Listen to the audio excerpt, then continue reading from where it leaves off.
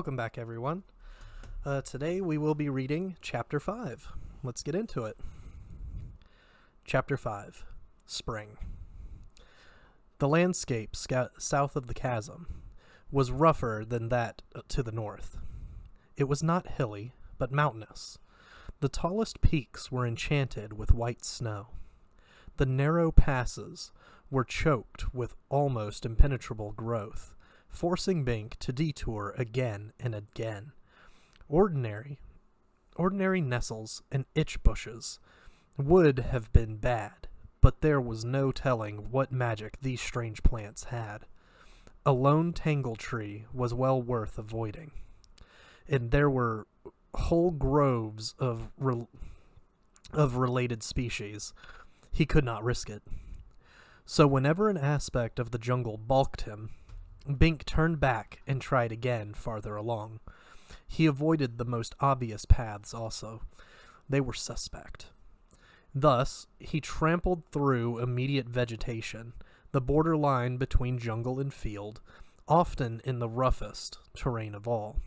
Barren, burning rock faces, steep rocky slopes, high windswept plateaus. What even magic plants disdained was hardly worth any person's trouble, except for the traveler who wanted to stay out of trouble. One cleared area turned out to be the landing strip for a very large flying dragon. No wonder there were no other predators in that region. Bink's progress was so slow that he knew it would take him many days to reach the good magician's castle. He fashioned himself a burrow in the ground, with a pile of stones for a windshield and dead brush for a blanket, and slept uncomfortably. He wondered now why he hadn't at least accepted the sorceress's offer to stay the night. It would surely have been much more comfortable than this. No, he knew why he had to go. He might never have left the island after that night, not as his own man. And if he had, Sabrina would never have forgiven him. The very fact that such a night tempted him in retrospect, and not merely for the comfort of sleep, meant that it was not a night he could have afforded. He reminded himself of that several times before he shivered himself to sleep. Then he dreamed of a diamond crystal palace, woke with mixed emotions, and had to shiver his way to sleep again. Turning down temptation certainly wasn't much pleasure when alone on the open trail. Tomorrow he would search diligently for a blanket tray and some hot soup gourds. On the third morning of his South Chasm leg, he trekked along a ridge, his only feasible route westward. He had cut himself a new staff after several tries. The first saplings he went for magicked him off by using aversion spells of assorted types. He had no doubt there were many suitable trees he never saw at all, because of their passive "do not notice me" spells. One used a physical repulsion charm directed at cutting objects. Every time he slashed at it, his knife veered away. About an hour on the way with his new staff, he was still pondering the natural selectivity of magic. The plants with the most effective spells survived best, but became more common. But how many times did stray travelers come by here with knives? Then he realized that he might make good use of that repulsion spell. If he succeeded in cutting a staff from such a tree, would it repel all attacks against him? Obviously, this magic was for defense against the depredations of dragons, beavers, and such, not actual knives, and he would certainly feel safer with an anti-dragon staff. No, cutting the tree would kill it, and its magic would abate, but maybe a seed from it. No sense consuming time going back. He should be able to locate another such tree. All he had to do was attempt to cut a new staff and note which tree repulsed his knife. He might be able to dig up a small one and take it entire, keeping it alive and effective. He moved down the side of the ridge, testing trees. This proved to be more hazardous than anticipated. The knives approach toward their tender bark brought out the worst in them. One dropped hard fruit on him, barely missing his head. Another exhaled sleep perfume that almost stopped his journey right there. But no cutting aversion spells now. One large tree had a dryad, an inhabiting wood nymph, who looked very fetching, about like Iris at 14, but who cursed Bink roundly in most unladylike language. "If you want to carve defenseless things, go carve your own kind," she screamed. "Go carve the wounded soldier in the ditch, you son of a—" Fortunately, she balked at completing the rhyme. Dryads were not supposed to know such language. Wounded soldier. Bink located the ditch and explored it carefully. Sure enough, there lay a man in military apparel, blood crusted on his back, groaning piteously. "Peace," Bink said. "I will help you if you permit." Xanth had once needed a real army, but now the soldiers were mostly messengers for the king. Still, their costumes and pride remained. "Help me," the man exclaimed weakly. "I will reward you, somehow." Now Bink felt it safe to approach. The soldier was severely wounded and had lost much blood. He was burning with the fever of infection. "I can't do anything for myself. I'm no doctor, and if I even move, you may expire." "I will return with medication," Bink said. "I must borrow your sword." If the soldier gave up his sword, he was really sick. "Return soon, or not at all," the man gasped, raising the hilt. Bink took the heavy weapon and climbed out of the ditch. He approached the tree of the dryad. "I need magic," he told her. "Blood restoration, wound healing, fever abatement, that sort of thing.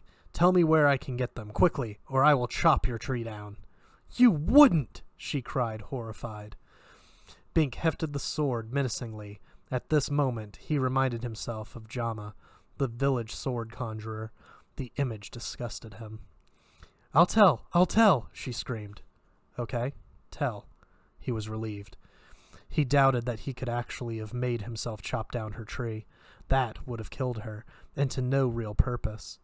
Dryads were harmless creatures, pretty to look at. There was no point in molesting them or their cherished tree homes.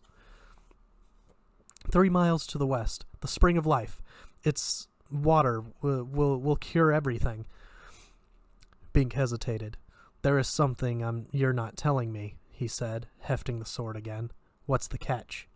"I may not reveal it," she cried. "Anyone who tells, the curse!" Bink made as if to chop at the trunk of the tree. The dryad screamed with such utter misery that he abated the effort. He had fought to protect Justin Tree back at home. He could not ravage this one. "All right, I'll risk the curse," he said. He set off westward. He found a path leading his way. It was not an inviting one, merely an animal run, so he felt justified in using it with caution. It seemed others knew the route to the spring, yet as he approached, he became increasingly nervous. What was the catch, and what was the curse? He really ought to know before he either risked himself or gave the water to the ailing soldier. Xanth was the land of magic, but magic had its rules and its qualifications. It was dangerous to play with magic unless the precise nature of the spell was understood. If this water really could heal the soldier, it was a most strongly enchanted spring. For that sort of aid, there had to be a price. He found the spring. It was in a depression under a giant spreading acorn tree. The tree's health augured well for the water. It could hardly be poisoned, but there could be some other menace associated with it. Suppose a river monster were hiding in it, using the water as a lure for the unwary. Injured or dying creatures could be easy prey. A false reputation for healing would attract them from many miles around. Bink didn't have time to wait and watch. He had to help the soldier now, or it would be too late. So this was a risk he simply had to take. He moved cautiously to the spring. It looked cool and clear. He dipped his canteen into it, keeping his other hand on the sword, but nothing happened. No grim tentacle rose from the depths to challenge him. Viewing the filled canteen, he had another thought. Even if the water was not poisoned, it was not necessarily curative. What use to take it to the soldier if it wouldn't do the job? There was one way to find out. He was thirsty anyway. Bink put the canteen to his mouth and sipped. The water was chill and good. He drank more deeply and found it supremely refreshing. It certainly wasn't poisoned. He dipped the canteen again and watched the bubbles rise. They distorted the view of his left hand under the water, making it seem as if he had all his fingers. He did not think much about the digit he had lost in childhood, but such a view of a supposedly complete hand teased him unpleasantly. He lifted out the canteen and almost dropped it. His finger was whole. It really was. The childhood injury had been eliminated. He fixed it and touched it. He flexed it and touched it, amazed. He pinched it and it hurt. No question, his finger was real. The spring really was magic. If it could heal a 14-year-old amputation so cleanly and painlessly and instantly, it could heal anything. How about a cold? Bink sniffed and discovered that his nose was clear. It had cured his sniffles, too. No question about it. He could recommend this spring of life. A true description for a potent magic. If this spring were a person, it would be a full magician. Again, Bink's natural caution came into play. He still did not know the nature of the catch, or of the curse. Why could no one tell the secret of this spring? What was the spring? What was the secret? Obviously, not the fact of its healing properties. The Dryad had told him that, and she could tell it to others. The curse could not be a river monster, for none had struck. Now that Bink was whole and well, he would be much better able to defend himself. Scratch one theory. But this did not mean there was no danger. It merely meant the threat was more subtle than he had thought. A subtle danger was the worst of all. The man who fled from the obvious menace of a flaming dragon could succumb to the hidden menace of the peace spell of the pines. The soldier was dying. Moments were precious, yet Bink delayed. He had to ferret this out, lest he put both the soldier and himself in greater peril than before. It was said that a person should not look a gift unicorn in the mouth, lest it prove to be enchanted. But Bink always looked. He kneeled before the spring and stared deep into it. He murmured, "I come on a mission of mercy, seeking no profit for myself, though I have indeed benefited. I conjure you to reveal your rationale, lest I inadvertently trespass." He had little confidence in this formal invocation, since he had no magic with which to enforce it. But it was all he could think of. He just couldn't accept such a wonderful gift without trying to ascertain the payment to be exacted. There was always a price. Something swirled deep in the spring. Bink felt the potent magic of it. It was as if he peered through a hole into another world. Oh yes, this spring had its own consciousness and pride.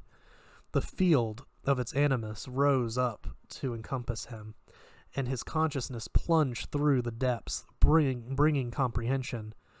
Who imbibes of me may not act against my interest, on pain of forfeiture of all that I bring him.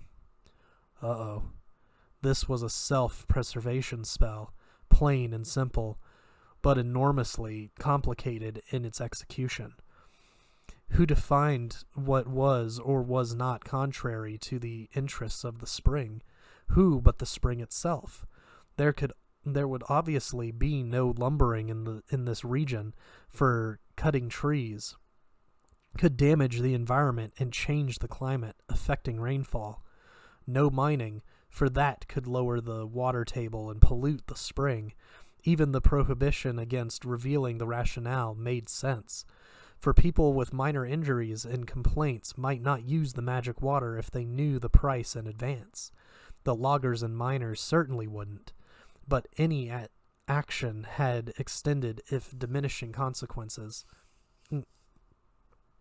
like the ripples of a stone dropped in a pool. In time, such ripples could cover the whole ocean, or the whole of Xanth in this case. Suppose the spring decided that its interest was threatened indirectly by some action of the distant king of Xanth, such as levying a tax on lumber that caused the lumbermen to cut more wood in order to pay it. Would the spring force all its users to oppose the king, perhaps assassinating him? A person who owed his life to the spring might very well do it. It was theoretically possible for this magic spring to change the whole society of Xanth, even to become its de facto ruler.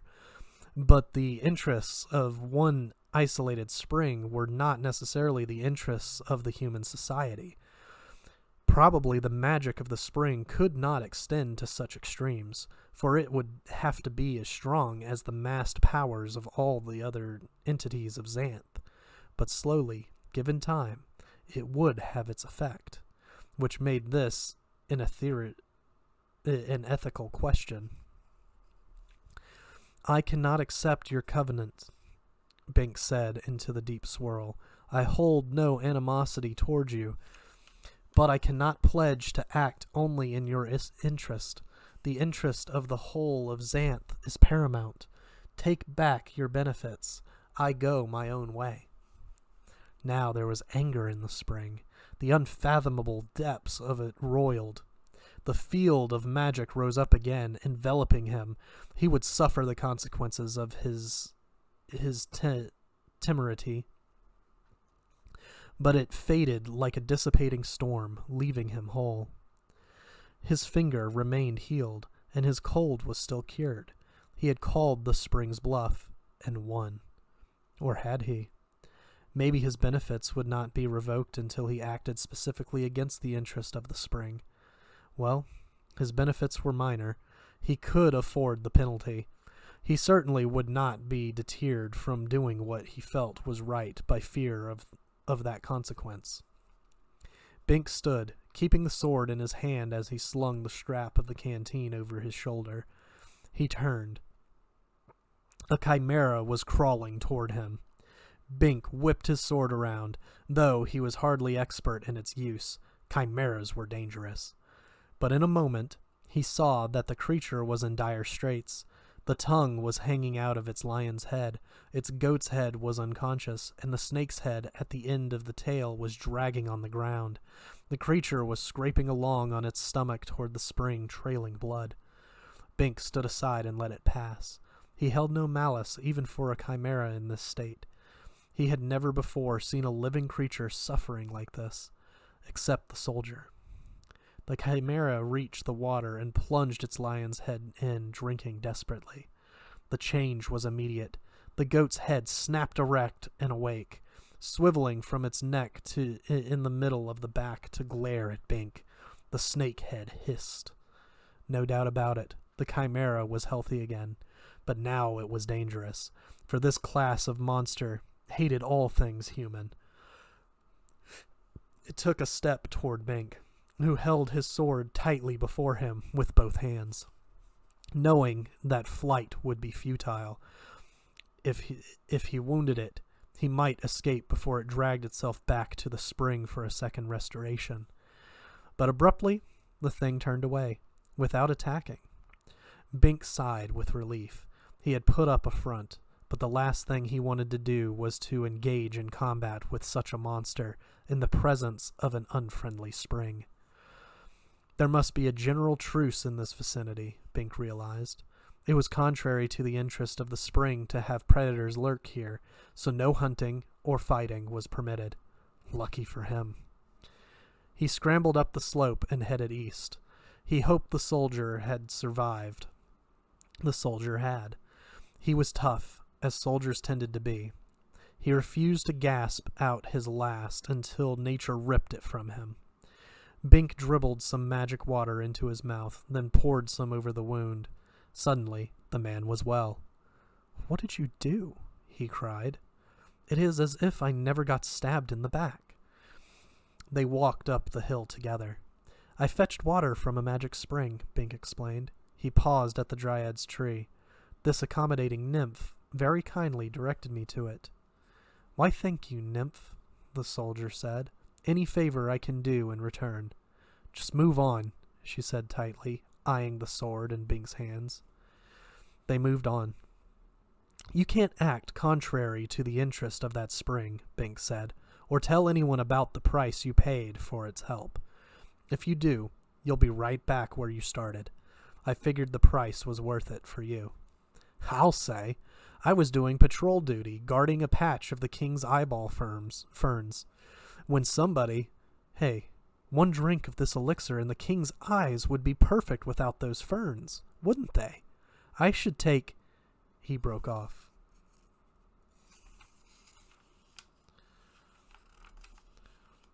"I can show you where the spring is," Bink offered. "Anybody can use it as far as I know." "No, it's not that. I just suddenly got the feeling. I don't think the king ought to have this water." This simple comment had a profound impact on Bink.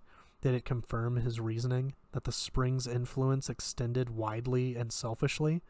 Revived health of the king might not be in the interest of the spring, so... But on the other hand, if the king were cured by the spring water, then the king himself would serve the spring's interest. Why should the spring object to that? Also, why had Bink himself not suffered the loss of his finger and restoration of his cold when he told the secret to the soldier? He had defied the spring, yet paid no penalty. Was the curse a mere bluff? The soldier extended his hand. "I'm Crombie. Corporal Crombie.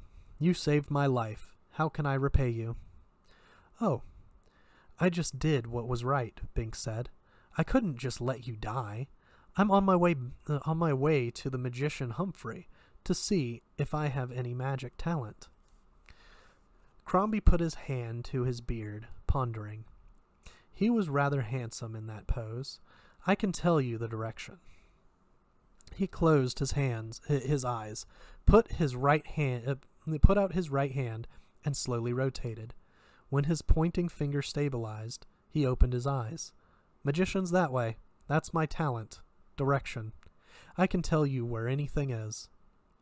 "I already know the direction," Bink said. "West. My main problem is getting through all this jungle. There's so much hostile magic." "You said it," Crombie agreed heartily. "Almost as much hostile magic as there is in civilized regions. The raiders must have magicked me here, figuring I'd never get out alive and my body would never be found.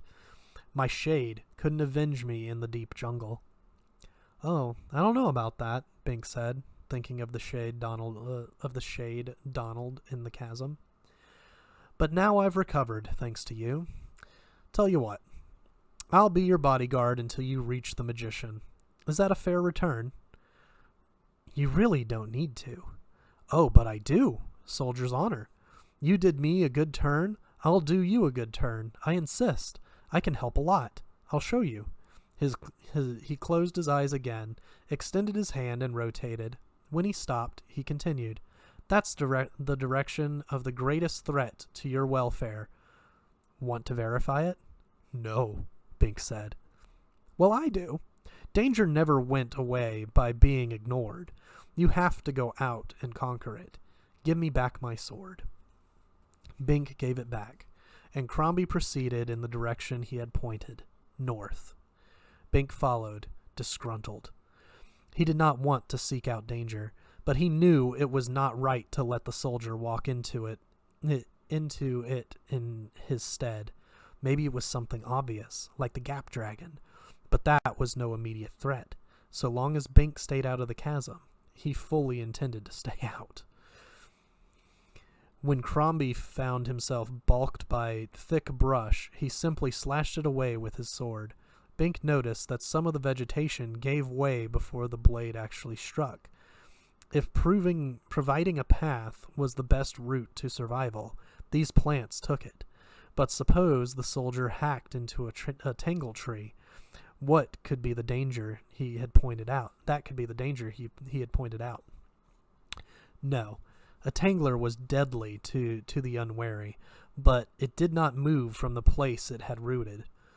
Since Bink had been going west, not north, no stationary thing was much of a threat to him unless it was west. There was a scream. Bink jumped, and Crombie held his sword at the ready, but it was only a woman. Cringing and frightened. "Speak, girl," Crombie roared, flourishing his wicked blade. "What mischief do you intend?" "Don't hurt me," she cried. "I am only Dee, lost and alone. I thought you came to rescue me." "You lie," Crombie exclaimed. "You mean harm to this man, my friend who saved my life. Confess." And he lifted his sword again. "For God's sake, let her be," Bink yelled. "You made a mistake. She's obviously harmless." "My talent's never been wrong before," Crombie said. "This is where it pointed your greatest threat." "Maybe the threat is behind her. Beyond," Bink said. "She was merely in the line of sight." Crombie paused. "Could be. I never thought of that." He was evidently a reasonable man under the violence. "Wait, I'll verify." The soldier withdrew somewhat, stationing himself to the east of the girl. He shut his eyes and rotated. His pointing finger came to bear squarely on Dee. The girl burst into tears. "I mean you no harm. I swear it. Don't hurt me."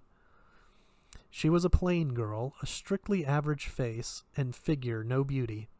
This was in contrast to the several females Bink had encountered recently. Yet there was something vaguely familiar about her, and Bink was always unnerved by female distress. "Maybe it's not physical danger," he said. "Does your talent differentiate?" "No, it doesn't," Crombie admitted, a bit defensively. "It can be any kind of threat, and she may not actually mean you harm, but sure as hell, there's something." Bink studied the girl, whose sniffles were drying up. That familiarity. Where had he seen her before? She was not from the North Village, and he really had not encountered many girls elsewhere. Somewhere on his current journey? Slowly the notion dawned on him.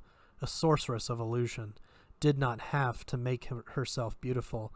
If she wanted to keep track of him, she could adopt a completely different appearance, thinking he would never suspect.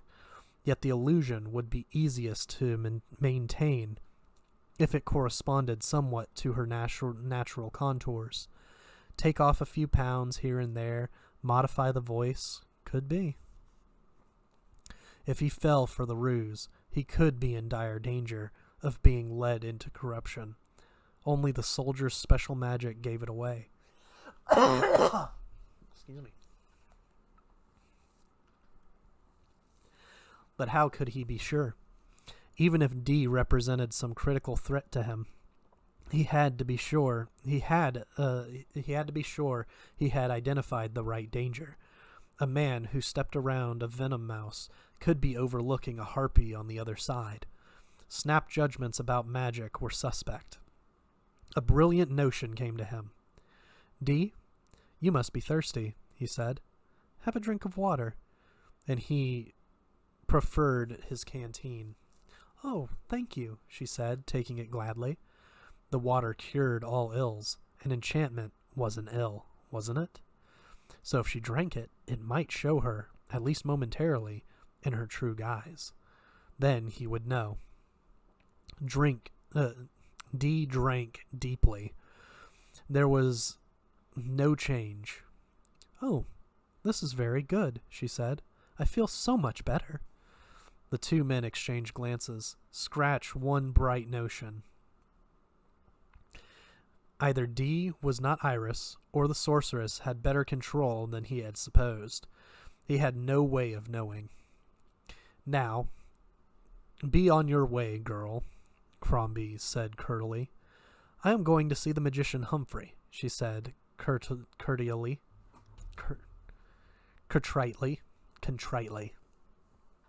"I need a spell to make me well." Again, Bink and Crombie exchanged glances.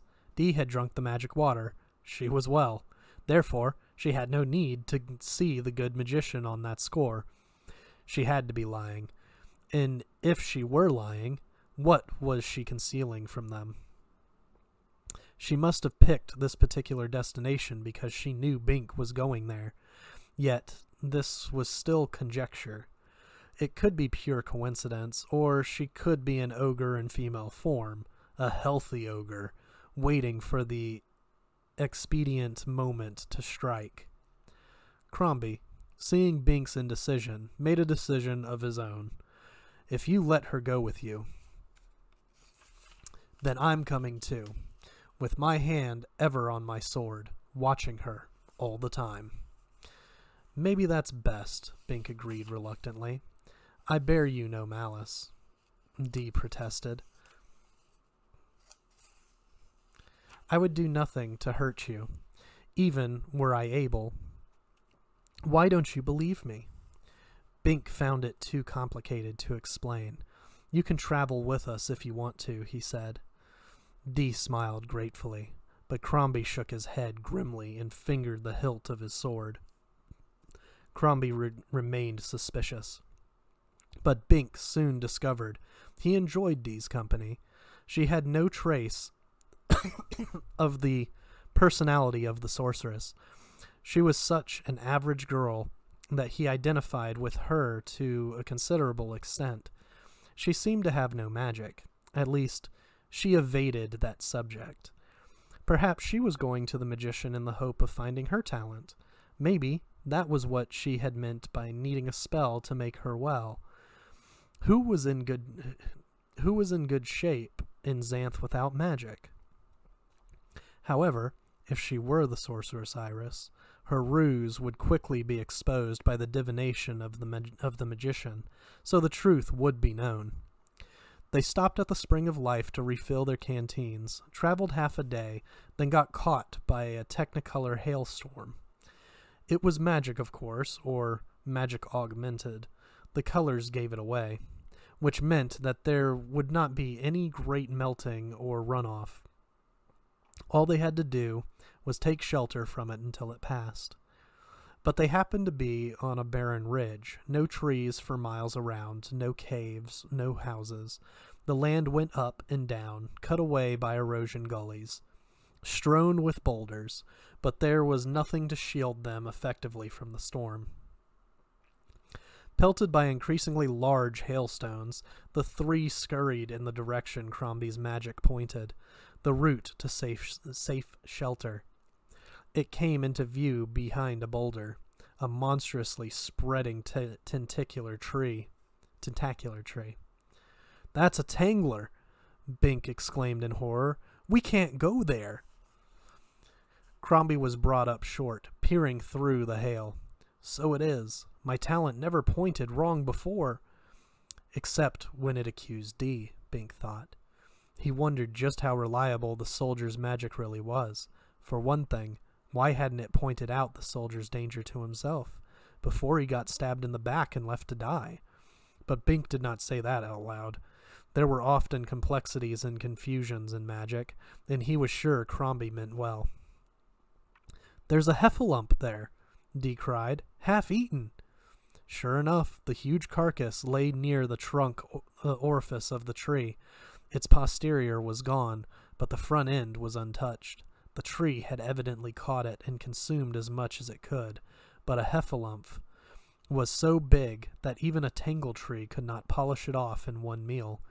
Now the tree was sated, its tentacles dangling listlessly.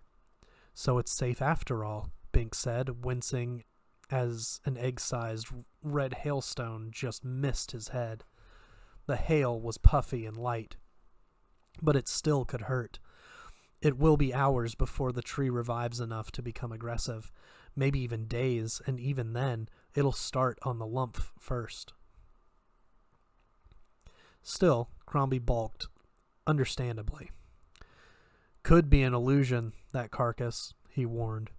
Be suspicious of all things, that's the soldier's motto. A trap to make us think the tree's docile. How do you think it tempted the heffalump in there? Telling point. Periodic hailstorms on the ridge to drive prey to cover, and seemingly ideal cover, a waiting, beautiful system. But we'll be knocked silly by hail if we don't get to cover soon, Bink said. I'll go, Dee said. Before Bink could protest, she plunged into the territory of the tree. The tentacles quivered, twitching toward her, but lacked the imperative to make a real effort. She dashed up and kicked the heffalump in the trunk, and it was solid. No mirage, she said. Come on in.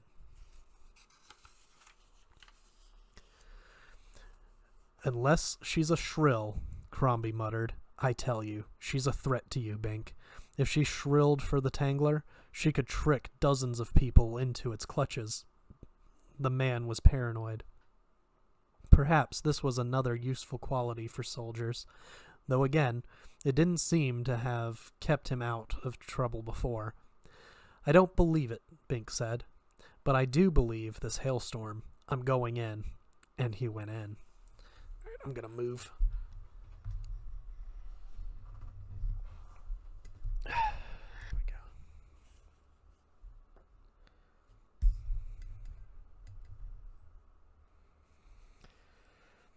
He passed the outer fringe of tentacles nervously, but they remained quiescent. A hungry tangler was not a subtle plant. It normally grabbed the moment its prey was grabbable. Finally, Crombie followed. The tree shuddered slightly, as if irritated by its inability to consume them. And that was all. Well, I knew my talent told the truth. It always does, he said, somewhat weakly. It was actually very nice here. The hailstones had grown to the size of clenched fists, but they bounced off the tree's upper foliage and piled up in a circle around it, caught by a slight depression. Predator trees tended to sit in such depressions, formed by the action of their tentacles while cleaning brush and rocks out of the way in order to have an attractive lawn for passing creatures. The refuse was tossed beyond in a great circle, so that in the course of years the land surface rose. The tangle was a highly successful type of tree, and some of them formed wells, whose rims were fashioned from buried bones of past prey. They had been cleaned out near the North Village, but all children were instructed in this menace. Theoretically, a man pursued by a dragon could skirt a tangler, leading the dragon within range of the tentacles. If he had both courage and skill. Within the shielded area, there was a fine greensward rising in soft hillocks, rather like the torso of a woman. Sweet perfume odors wafted through, and the air was pleasantly warm. In short, this was a seemingly ideal place to seek shelter, and that was by design. It had certainly fooled the heffalump. Obviously, this was a good location, for the tangler had grown to enormous girth. But right now, they were here rent-free.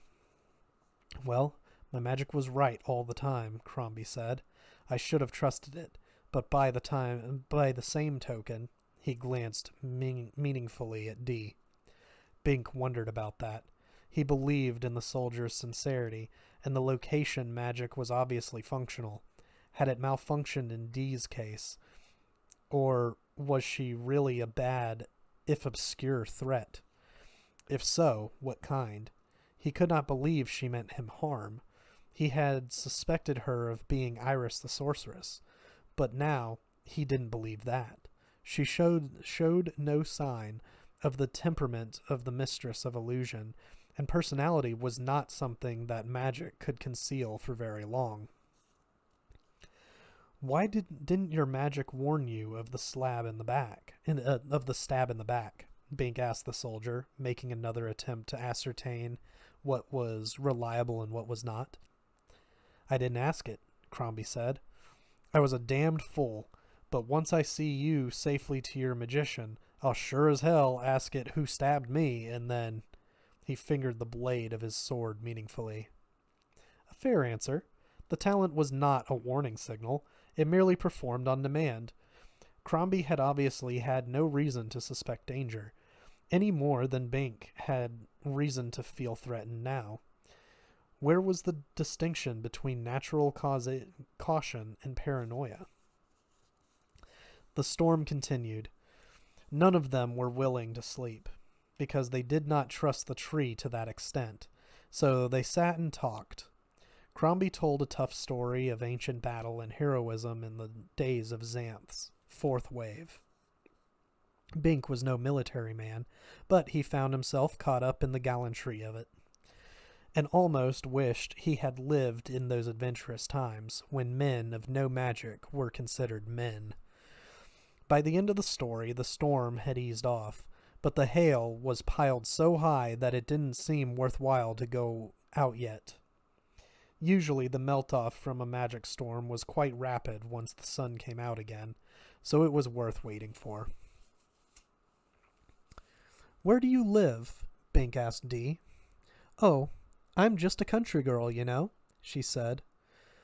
No one else was going to travel through the wilderness. That's no answer, Crombie snapped suspiciously. She shrugged. It's the only answer I have.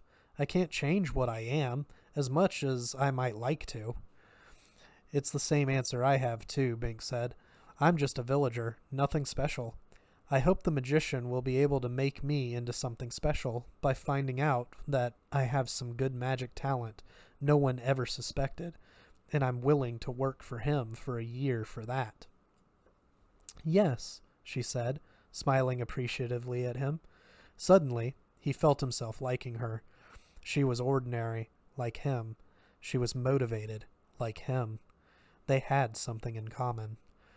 You're going for magic, so your girl back home will marry you? Crombie asked, sounding cynical. Yes, Bink agreed, remembering Sabrina with sudden poignancy. Dee turned away. And so I can stay in Xanth. You're a fool, a civilian fool, the soldier said kindly. Well, it's the only chance I have, Bink replied. Any gamble is worthwhile when the alternative. I don't mean the magic. That's useful. And staying in Xanth makes sense. I mean marriage. Marriage? Women are the curse of mankind, Crombie said vehemently. They trap men into marriage, the way this tangletree traps prey, and they torment them the rest of their lives. Now that's unfair, Dee said. Didn't you have a mother? She drove my worthy father to drink and loco, Crombie asserted. Made his life hell on earth, and mine too. She could read our minds. That was her talent. A woman who could read men's minds. Hell indeed for a man. If any woman had been able to read Bink's mind, ugh. Must have been hell for her too, Dee observed. Bink suppressed a smile, but Crombie scowled. I ran off and joined the army 2 years before I was of age. Never regretted it. Dee frowned. You don't sound like God's gift to women, either. We can all be thankful you never touched any. Oh, I touched them, Crombie said with a coarse laugh. I just don't marry them. None of them... No one of them's going to get her hooks into me. You're disgusting, she snapped. I'm smart, and if Bink's smart, he'll not let you start tempting him either. I wasn't, she exclaimed angrily.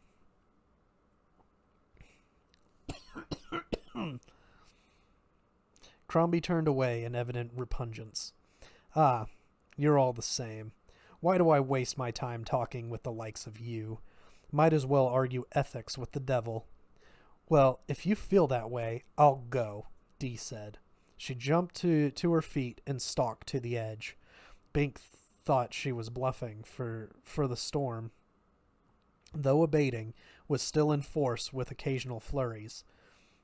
Colored hailstones were mounded up 2 feet high, and the sun was not out yet. But Dee plunged out into it. "Hey, wait!" Bink cried. He ran after her. Dee had disappeared, hidden by the storm. "Let her go. Good riddance," Crombie said. "She had designs on you. I know how they work. I knew she was trouble from the start." Bink put his arms up over his head and face against the hail and stepped out. His feet slid out from under, skidding on hailstones, and he fell headlong into the pile. Hailstones closed in over his head. Now he knew what had happened to Dee. She was buried somewhere out here. He had to close his eyes, for powder from crushed stones was getting into them. This was not true ice, but coalesced vapor magic. The stones were dry and not really cold, but they were slippery. Something caught his foot. Bink kicked violently, remembering the sea monster near the island of the sorceress, forgetting that it had been an illusion and that there could hardly be a sea monster here.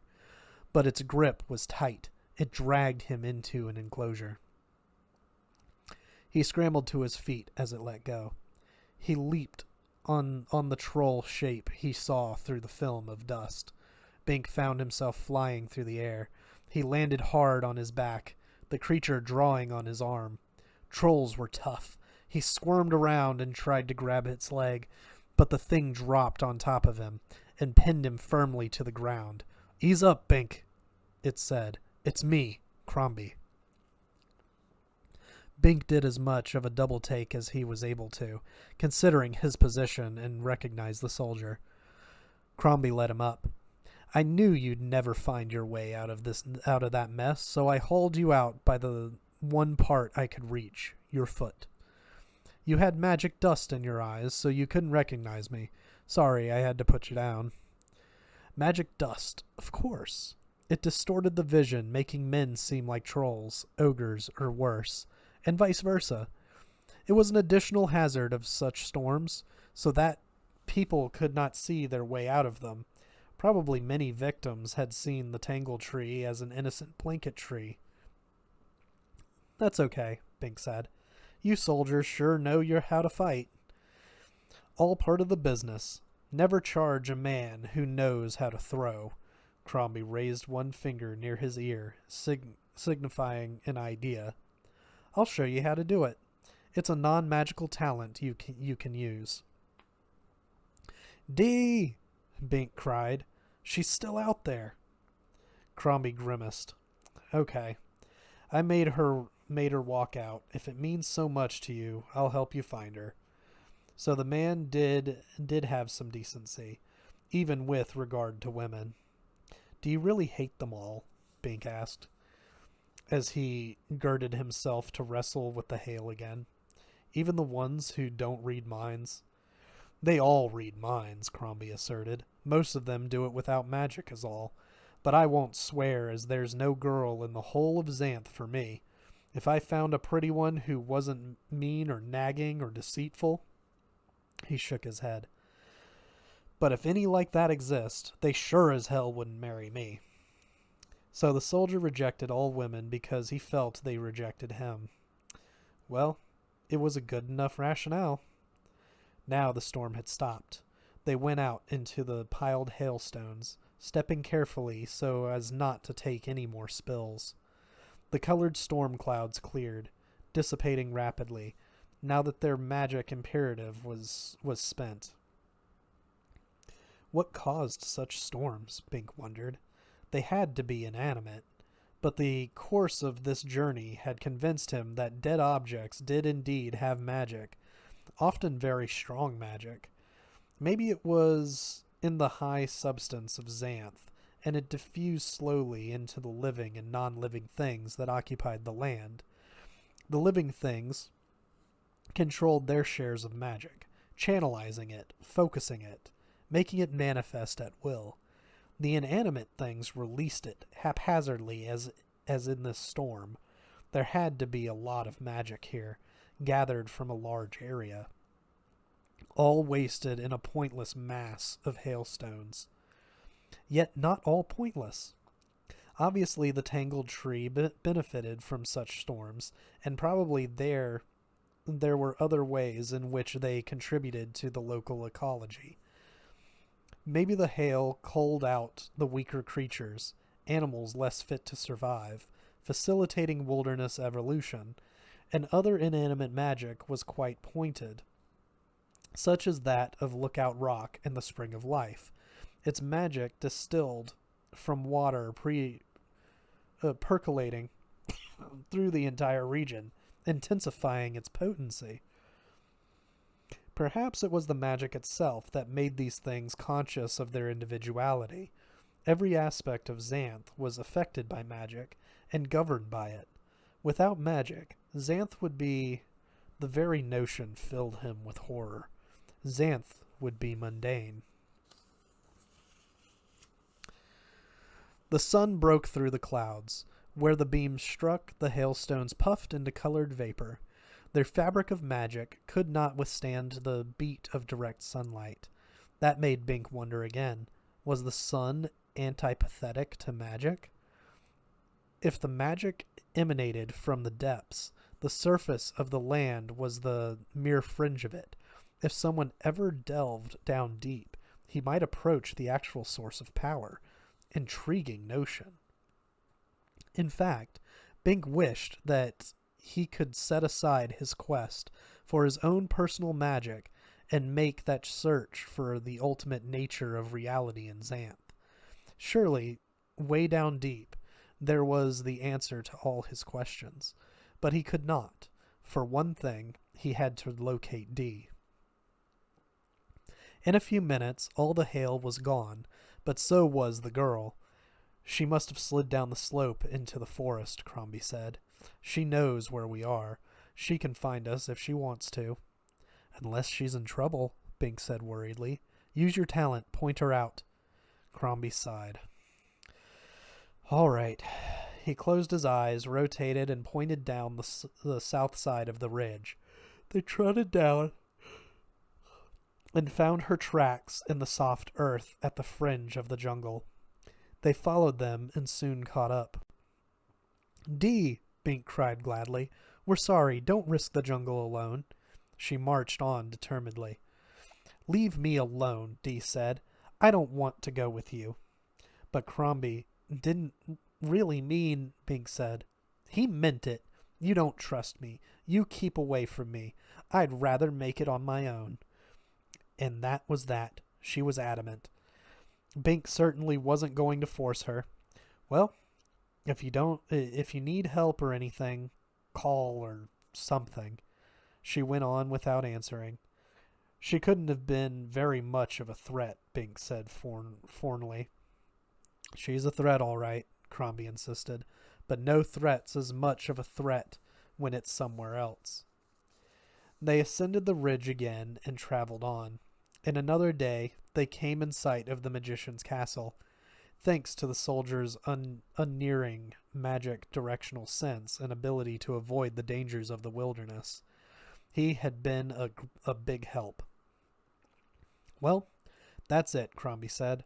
I have seen you to this point safely, and I think that about squares us. I have business of my own elsewhere before I report to the king for reassignment. I hope you find your magic. I hope so too, Bink said. Thanks for the throws you taught me. It was little enough. You'll have to practice them a lot more before they'll really serve. Sorry I got the girl mad at you. Maybe my talent was wrong about her after all. Bink didn't care to discuss that aspect, so he just shook hands and headed for the castle of the good magician. And that's it for Chapter 5. We will see you guys next week with Chapter 6.